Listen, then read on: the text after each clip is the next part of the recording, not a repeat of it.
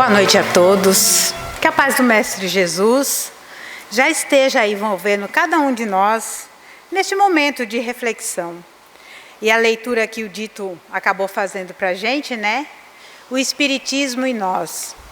Vem em contrapartida com o Evangelho desta noite. Moral estranha.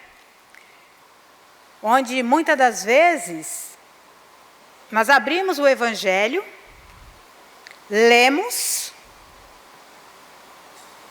e será que a gente se questiona?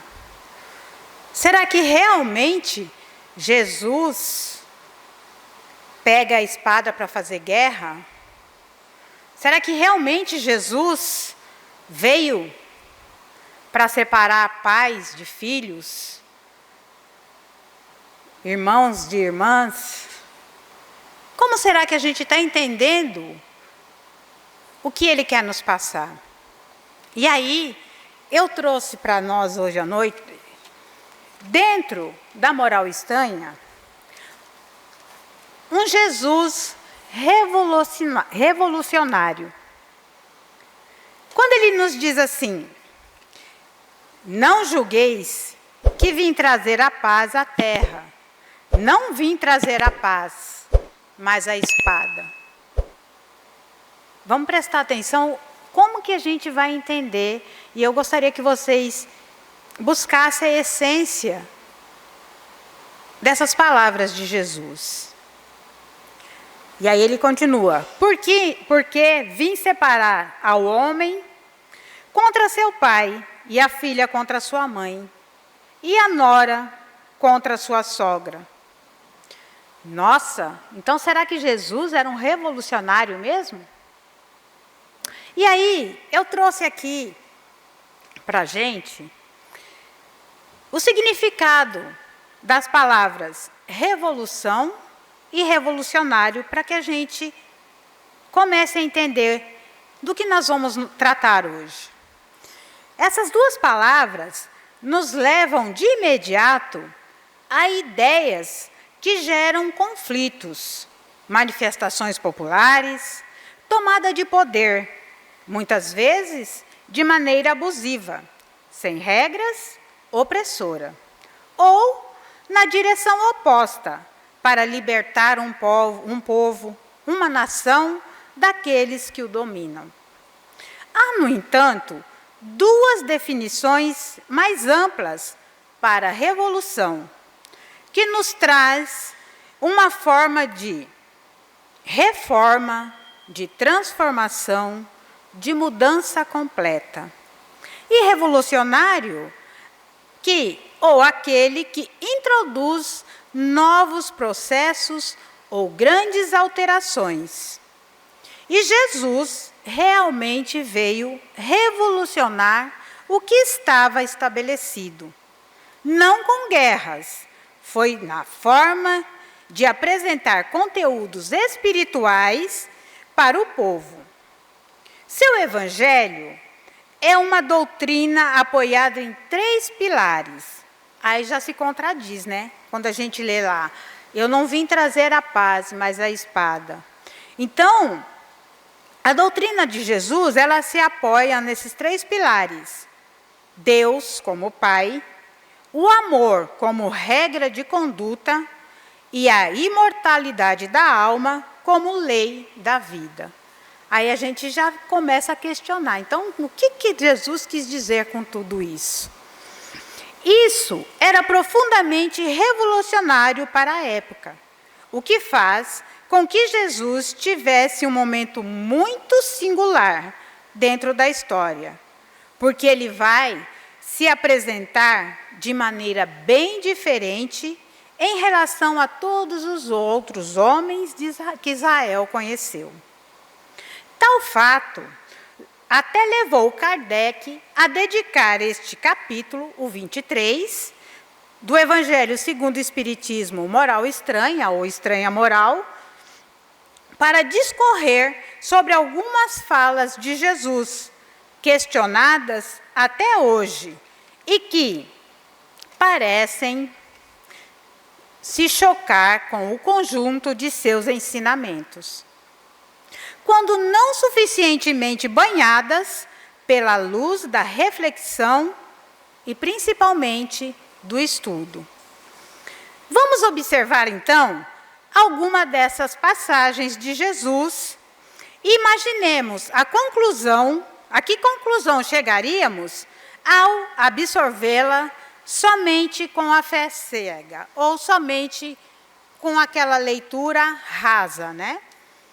Lá em Mateus, no capítulo 11, versículo 34, Jesus diz: eu não vim trazer a paz, mas a espada.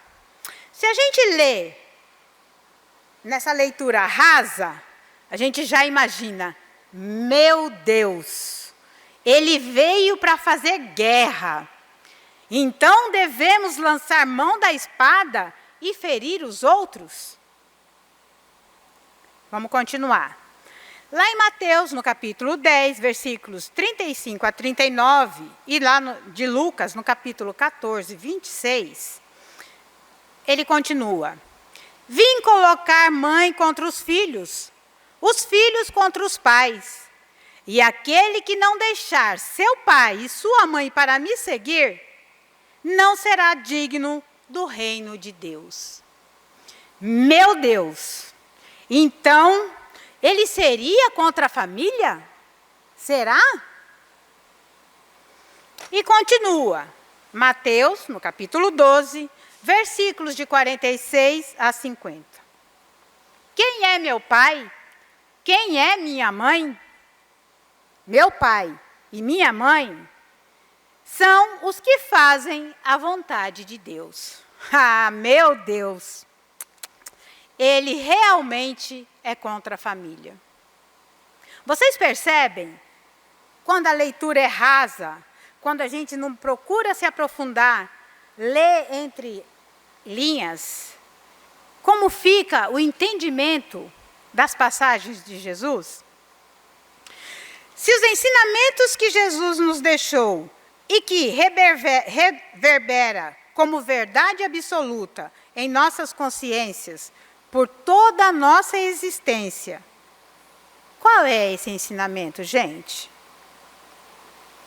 Reverbera, eu acho que desde quando a gente se entende por gente, é amar a Deus sobre todas as coisas e ao próximo como a si mesmo.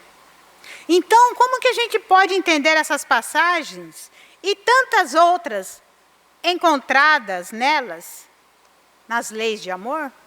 Como que a gente vai entender?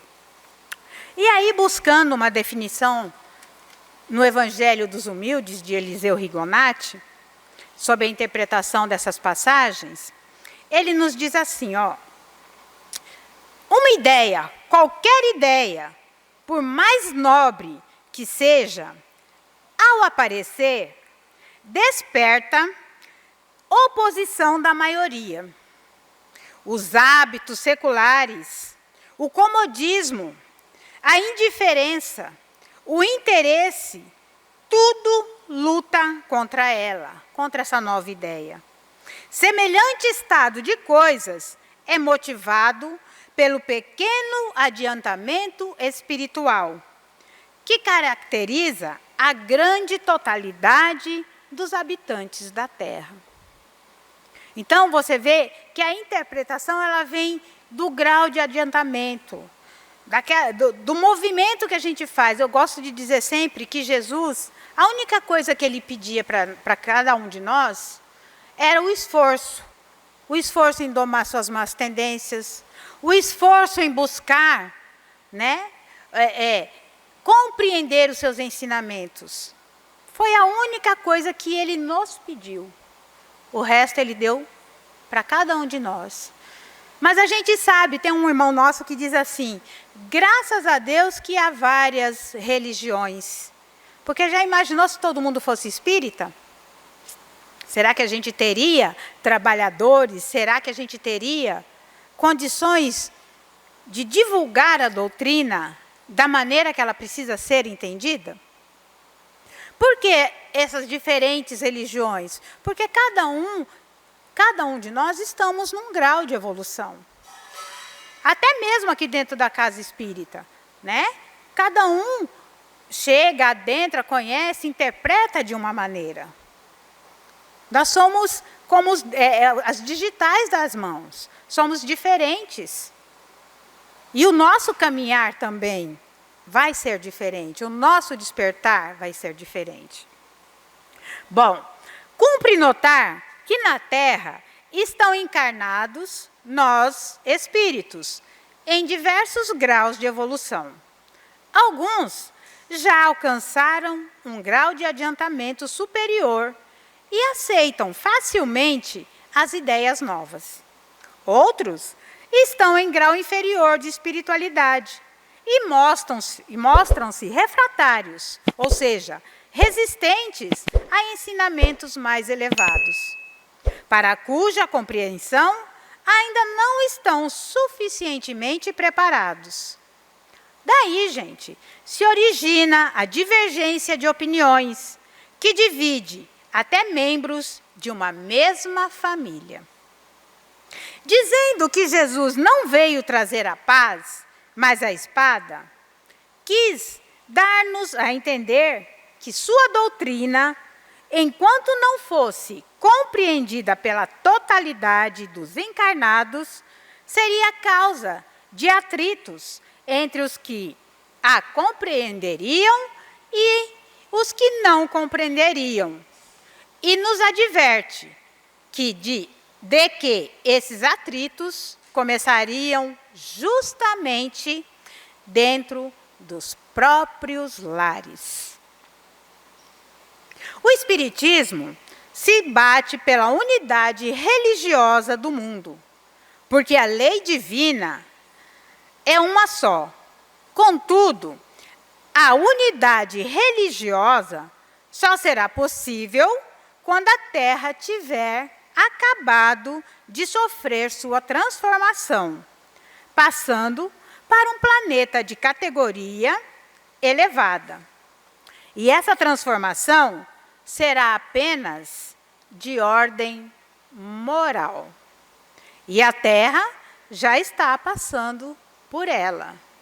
Embora a gente ainda veja tanto conflito, né? Tem hora que a gente assiste jornais, a gente vê o noticiário, a gente vê tanta coisa acontecendo, né? E a gente fala, meu Deus, quando isso vai ter fim? Então, essa transformação moral, ela acontece como? Quando a gente se compadece da dor do próximo. Quando a gente faz uma revolução para o bem de uma comunidade, dos animais, né? A gente está aí vendo a mídia tanto falar do cachorro-orelha. Então, isso se dá, embora a gente ache que não, mas ela já está acontecendo, essa transformação moral. Nós estamos despertando para tal. Notemos que todas as religiões do planeta são boas, pois estão graduadas de conformidade e compreensão de seus adeptos, constituindo cada uma delas uma face da verdade, que se revela progressivamente à humanidade toda. Moisés revelou uma parte da verdade graduada à compreensão dos povos de seu tempo. Jesus, então, continuou a obra de Moisés, acrescentando-lhe novas revelações, mais adiantadas, e novos ensinamentos. E o Espiritismo continua a obra de Moisés e de Jesus, enriquecendo-a de novos valores espirituais, mediante o que vem revelar aos homens.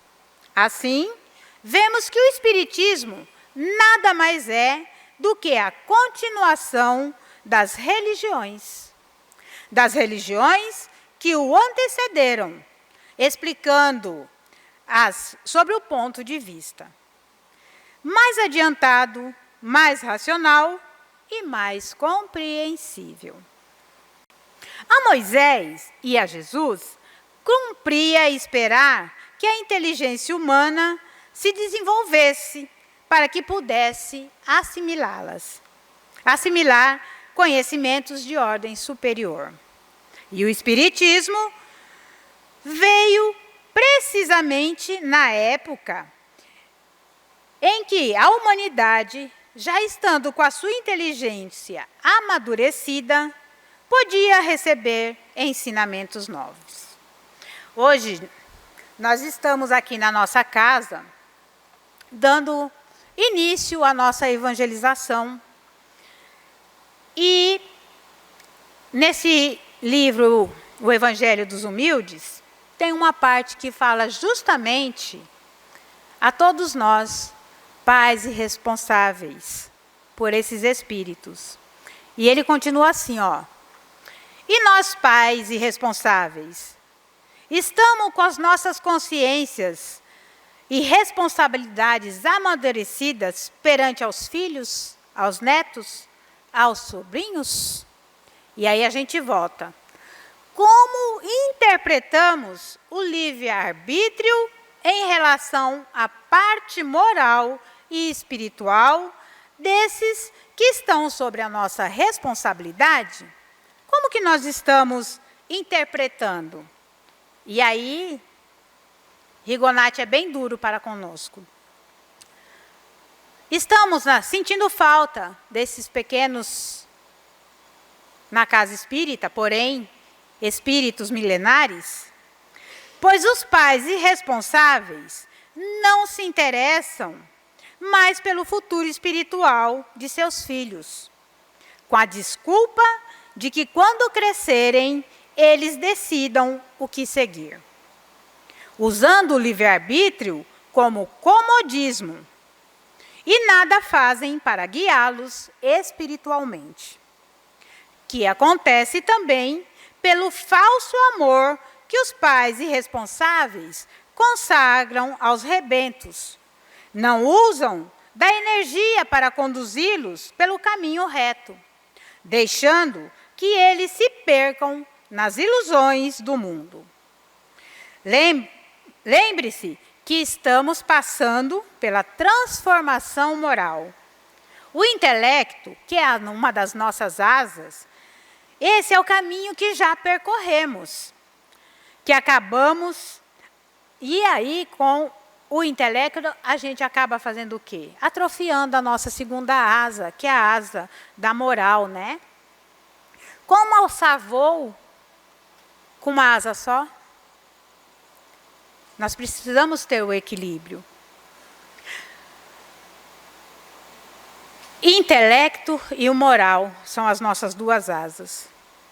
Por isso, os pais irresponsáveis precisam prestar atenção nesse particular. A escola cara, as atividades para que eles sejam melhores que os outros, esses incentivamos e até acompanhamos. E por que não fazer o mesmo com a evangelização, com o evangelho no lar? Por quê? Nós somos responsáveis. E o próprio evangelho nos diz que seremos cobrados por esses frutos que recebemos para guiar no caminho do bem. Não basta, gente, que pais irresponsáveis se esforcem em seguir a Jesus. É imprescindível que cultivem no coração de seus filhos, desde pequeninos, os hábitos de acordo com os ensinamentos de Jesus. Só assim estarão cooperando com o Mestre na evangelização do mundo. Então, nós precisamos se ater. Nós percebemos que desde que passou a pandemia, as casas espíritas elas estão diminuindo de frequentadores. Porque está cômodo você ficar em casa. Ah, eu quero assistir uma palestra. Para que eu vou assistir a palestra da Fátima? Vamos ver um Haroldo Dutra. Vamos ver um Divaldo Franco, né? Para que eu vou sair da minha casa, gastar gasolina, pegar chuva, tirar o meu filho do joguinho. Ah, não, porque ele já estudou, ele foi para a escola, aí ele saiu da escola, foi para o inglês, foi para o futebol, foi para o balé, foi... E aí a gente preenche as nossas crianças de atividades para o intelecto e a gente esquece que uma vez por semana, na casa espírita, lógico, nós não vamos fazer milagres. Precisa-se ter a continuidade nos seus lares, reunir a família para o evangelho no lar, reunir a família para conversar. Hoje cada um pega o seu celular e fica ali, não se olha mais no olho da criança, não se pergunta como foi o seu dia, fez amiguinhos, você está com algum problema? Porque nós também entramos nessa roda, que eu preciso trabalhar mais, para dar mais, porque precisa, porque eu não tive, e o essencial a gente esquece. Às vezes, esses que estão sobre a nossa tutela, eles precisam apenas de um sorriso nosso, de um abraço. E principalmente, assim como Jesus passou, exemplificando, somente exemplificando, ele não escreveu nada, ele não ordenou nada, mas ele exemplificou o amor, ele exemplificou a caridade, a bondade. Que nós exemplifiquemos aos nossos filhos, aos nossos netos, sobrinhos, aqueles que estão no nosso caminho. O bem, o amor, a humildade, o companheirismo. Nós estamos criando os filhos em bolhas. Só que a gente esquece, como diz aqui o Evangelho, né? Se o pai não deixar, se o filho não abandonar o pai, ou se o pai não abandonar o filho, nós esquecemos que uma hora eles vão sair da barra da saia. Eles vão sair de casa. Eles precisam viver no mundo, assim como nós fomos ao mundo. Bom, e dando continuidade então aqui. Então, acontece que se tirarmos dessa narrativa, a narrativa do contexto cultural, corremos o risco de nos perdermos. Jesus falava aos homens da época, usando dos costumes e ensinamentos nelas contidas, que são atemporais, mensagens que não variam em função do tempo, servem aos cristãos de todas as nações, em todos os tempos. Então, vamos analisar aqui os ensinamentos do Cristo. Pois, embora a gente não se dê conta, já o fazemos para o lado do mundo. Quando o filho ou a filha saem de casa para estudar, casar, né? Ter o seu futuro, o que eles estão fazendo?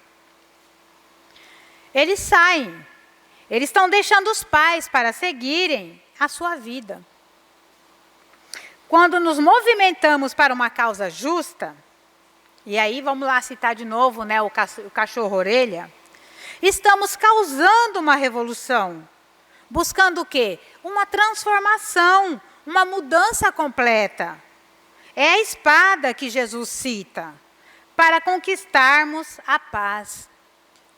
Você vê? Quando ele fala da espada, ele quer o quê? A nossa ação, a nossa movimentação para o bem. E aí, gente, lembra que a gente está falando aqui da moral estranha. Como que nós interpretamos os ensinamentos de Jesus? E aí nós vamos trazer para agora. A gente precisa ter muita prudência, principalmente nesse ano de eleição. A gente se espanta quando Jesus diz, né? Eu vim para separar pai de filho. Porque para a gente Jesus é amor. Mas a gente rompe relações com os nossos entes queridos por conta de política.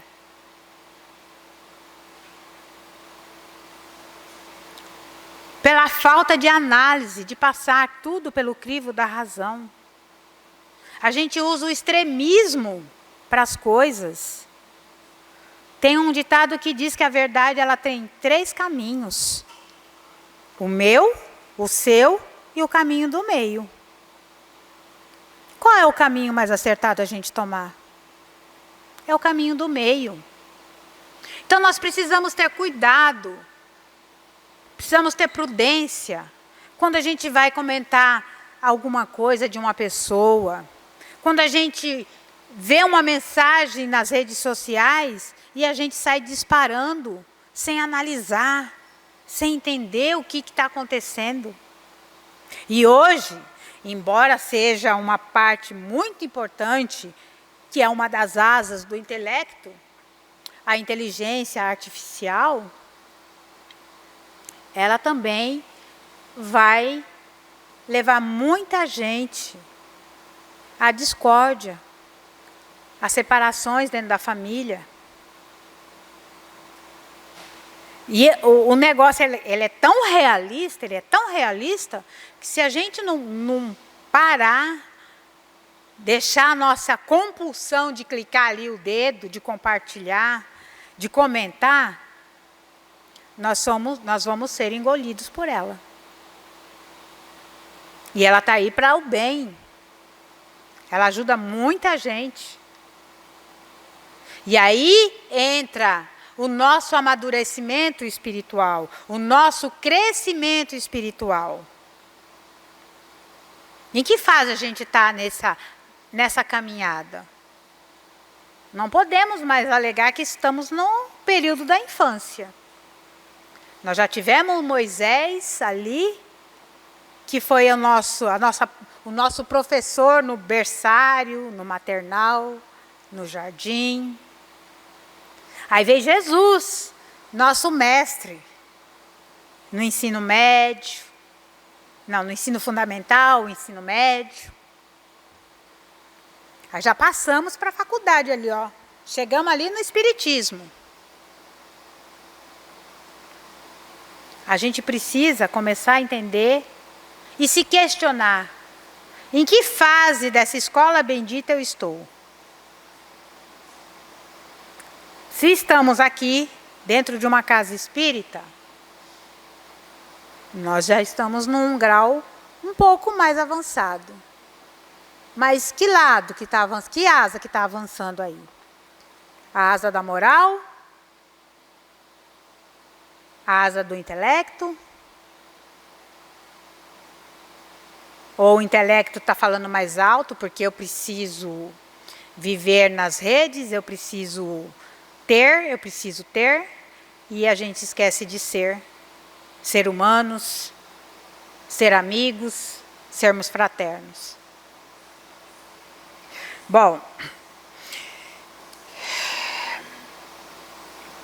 a interpretação dos ensinos de Jesus é simples, gente. É amor e bondade. Então, toda vez que a gente se deparar com algum questionamento, vamos lembrar: existe amor nesse comentário? Existe bondade? É aquela coisa que a gente sempre fala, né? Ó, eu vou fazer tal coisa para fulano, mas peraí, se fizesse para mim eu ia gostar? Eu ia ficar bem se alguém fizesse o que eu quero fazer para o outro? É isso que a gente precisa entender nessa moral estranha. É preciso ater-se à essência e não à forma. Como Paulo nos diz: preferir o espírito que vivifica à letra que mata. E aí, gente, tem um outro livro que eu gosto muito de usar, que ele chama Luz Imperecível. E aí ele traz um título que chama Questionamento. E ele diz assim: entendamos então, ao tempo de Jesus, não havia tantas palavras para designar um sentido. Odiar em latim significa non odite. Eu não sei falar latim não, mas deve ser isso aqui. E no grego, kai ou misei. Palavras que dão o significado à época em que Jesus passou entre nós. E ela tinha o significado de dizer o quê? Ela significava amar menos. E aí, com as traduções, né, que nós passamos, é aquele famoso telefone sem fio, a época de Jesus era amar menos, vamos amar menos. E aí, vêm-se as traduções, o vocabulário aumentou, foi surgindo mais palavras. Então, na verdade, quando Jesus nos pede amar a Deus acima de tudo, significa apenas amar menos aqueles que caminham conosco nessa existência. E amar menos, para o nosso entendimento, é não ter sentimento de posse. Para o nosso entendimento, gente. Amar menos é não ter sentimento de posse. Não é o meu marido, não é a minha esposa, não é o meu filho. Não é o meu carro, minha casa, a minha conta no banco. Amar menos. Nós precisamos ter as pessoas ao nosso lado, nós precisamos do nosso carro, da nossa conta bancária, porque nós vivemos no mundo. Mas qual é essa importância que a gente passa, né? E o Espiritismo ainda nos esclarece que esses ensinamentos causam, sim, uma revolução, nos fazendo sair da zona de conforto, para que possamos analisar e questionar, com o crivo da razão, tudo que chega até nós, seja dentro da religião, na política, numa conversa, nas mídias sociais. Então, esse crivo da razão, ele é muito importante. Em novembro eu fui num conselho pela federação, lá em Campo Grande, e tinha ele não se designa palestrante. Ele disse assim, que nós todos estamos muito rasos. Hoje a gente não pega mais um livro para ler. A gente precisa de uma notícia, aí você clica lá na notícia, você lê aquilo ali, pronto, e acabou. E a gente se baseia só naquilo. Antigamente você pegava o livro, você lia, você grifava, opa, peraí, não entendi, você voltava atrás, né? E ele diz que a humanidade hoje, ela está esquecendo dessa essência do ler. E nós estamos passando isso para os nossos filhos. A criança hoje não tem mais a pinça, né? Até as grandes indústrias estão mudando as embalagens. Porque a criança não consegue mais puxar a tampinha do Danone para comer o Danone. Então é mais fácil apertar o negócio aqui para ele espremer. Por quê? A gente está só aqui no dedinho, rolando tela. E, infelizmente, isso está nos atrofiando. Moralmente, fisicamente, psicologicamente.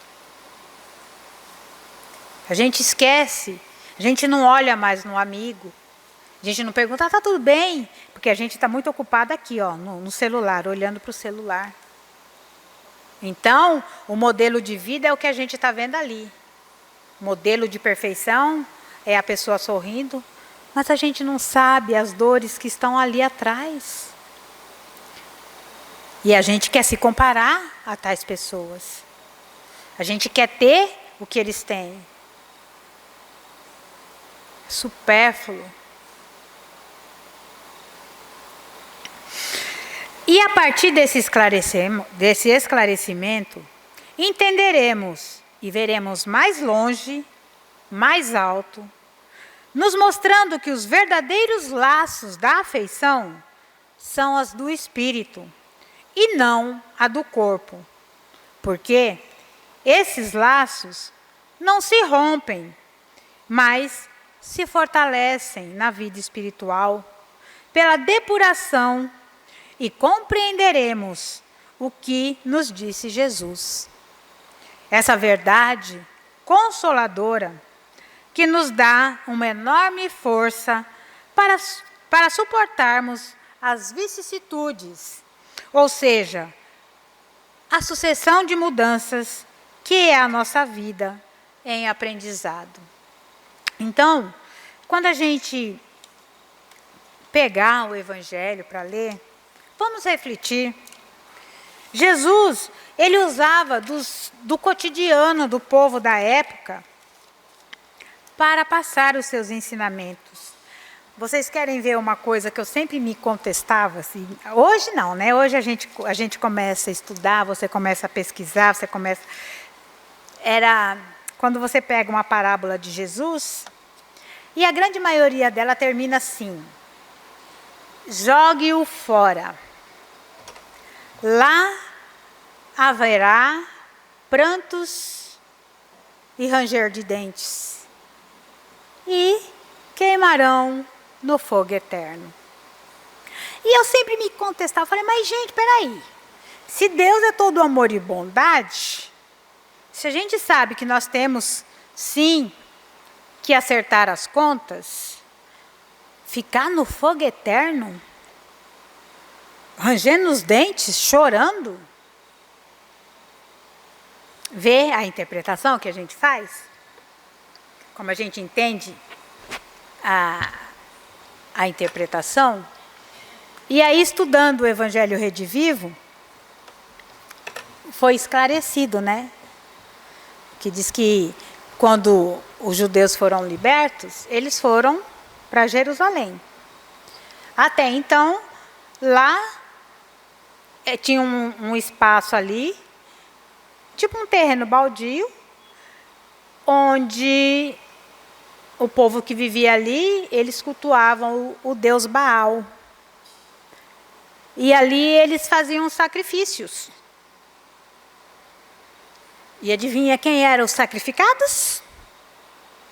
As crianças.